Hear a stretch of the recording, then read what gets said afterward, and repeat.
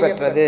ந ம சி வ ய தூள பஞ்சாக்கரம் இறைவனுக்கு இவ்வாறு அவனது அவயவங்களாக அமைய பெற்றது என்பதை நாம் பார்த்தோம்.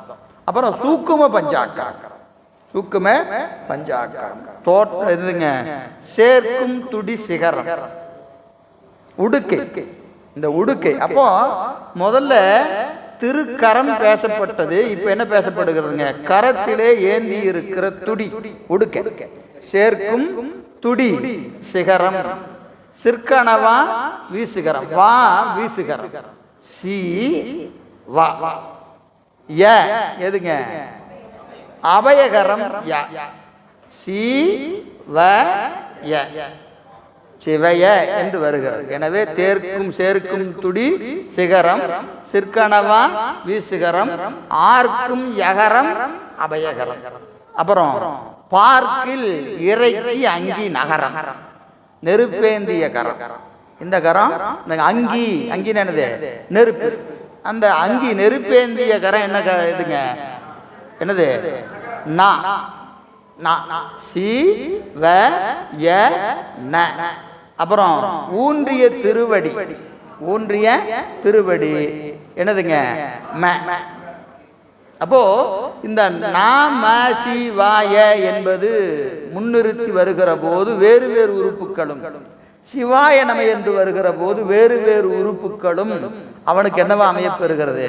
உறுப்புகளாக இருக்கிறது.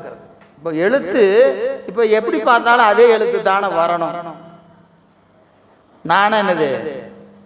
நான் என்பது என்னது? திரோதான சக்தி. மா என்றால் மலம், சி என்றால் சிவம், வா என்றால் திருவருள், யா என்றால் உயிர். இப்போ இந்த எழுத்து மாறல. நீங்க அந்த எழுத்தை நீங்க சி சிவாயனம்னு சொன்னீங்கனாலும் சி சிவன் தான், நமசிவாயன்னு சொன்னாலும் சி சிவன் தான். எழுத்துக்களின் எழுத்துக்களால் குறிக்கப்படுகிற பொருள் மாறுவதில்லை. எழுத்துக்களால் குறிக்கப்படுகிற பொருள் மாறுவதில்லை. ஆனா மந்திரம் மாறுனா உறுப்பு மாறியது. நான் சொல்றது புரியுதா உங்களுக்கு? புரியுதா புரியலையா? இப்ப சிவாய நம, சிவாய நம, அதுல ஒரு சி இருக்கு. நமசிவாய இதுல ஒரு சி இருக்கு. ரெண்டு சி யாரை குறிக்குது? சிவத்தை தான் குறிக்குது. ஆனா நமசிவாயன்னு சொன்னா அந்த சி எந்த உறுப்பை குறிக்கிறது?